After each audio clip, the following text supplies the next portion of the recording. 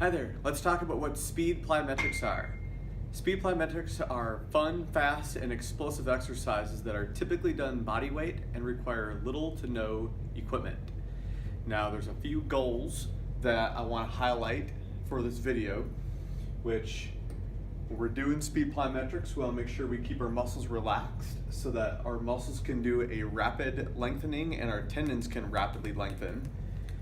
And then our feet have to try to get on and off the ground in 0.15 seconds, which yes, that is very fast.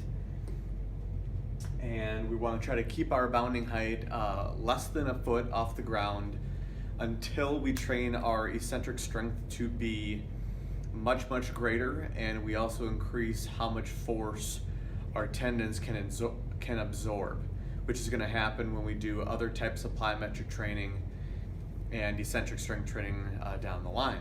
Now, why would you do speed plyometrics? Well, if you're looking at trying to increase your starting strength in advantage positions, if you want to be able to run faster, jump higher, or be able to kick with a lot more power, these are for you. Now, it is very important to note that you'd want to do 4 to 8 weeks of eccentric strength training leading up to experimenting with speed plyometrics. That's very important because we want to increase the GTO threshold for how much stimulation that can handle. Now, your GTO is something that is going to tell your brain how much tension your muscles are under at that given moment.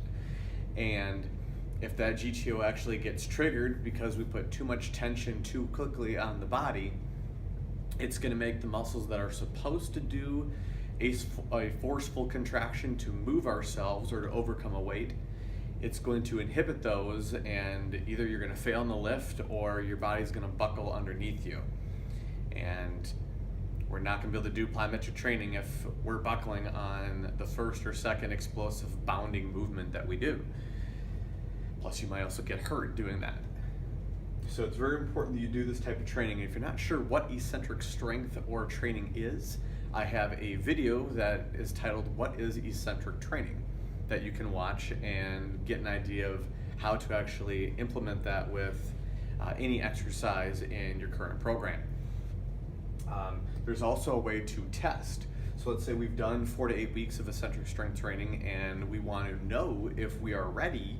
Instead of just diving in and trying out an exercise and risking getting hurt, what we can do is you can drop off of a 1-foot box, and if you are able to explosively rebound off the ground and jump up and hit a higher level off of the ground than if I just stand here on the ground and I drop down and jump up as high as I can, those have to be the same, or my rebound jump has to be higher.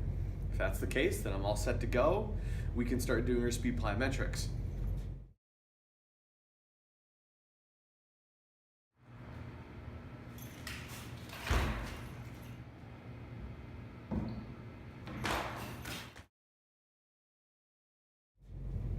It's also important to add in, assuming we're ready, we want to add some skips and some short foot activation into the warm-up.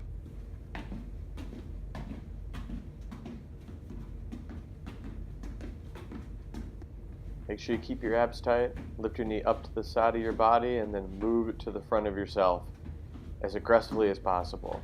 And that's going to lift your foot off the ground.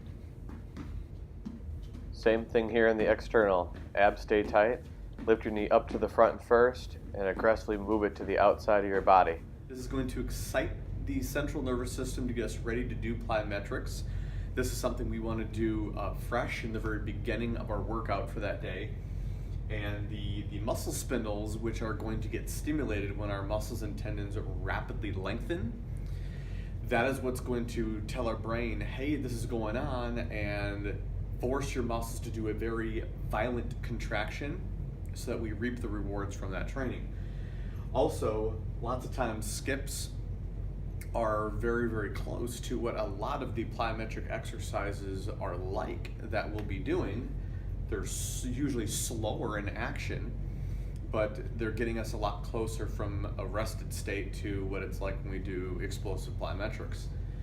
And it's also going to of course, help us avoid injury especially that short foot activation one, it's really exciting those muscles in the arches of our feet so that our bones aren't taking that violent impact when we do each landing, so we don't accidentally do like a metatarsal fracture. And again, last piece, these are going to take practice, so make sure you focus on these goals. Biggest one I find working with people is that reminding them to keep their muscles relaxed so that we get that rapid lengthening of the tendons and the corresponding muscles that are supposed to do the violent contraction. All right, and literally every set that you do, there's going to be vast improvements. It's also important to note, I don't have it here on the board, since we are training the tendon as well during these, they don't have a huge blood supply, and typically you're looking at 3 to 4 days of recovery. So this type of training you probably only do 1 or 2 times per week and get a lot of benefit. And I typically like to program no more than 10 jumps per set that we do, and I normally start someone off only with like 2 sets, and then over a series of probably 4 or 5 weeks I will build that to 5 sets per exercise that's being done, because that's actually quite a lot of very high effort work and damage that is being done, even if you can't feel it in the immediate moment. So that's my recommendation if you're putting together your own programs. Be safe, have fun, and thanks for watching.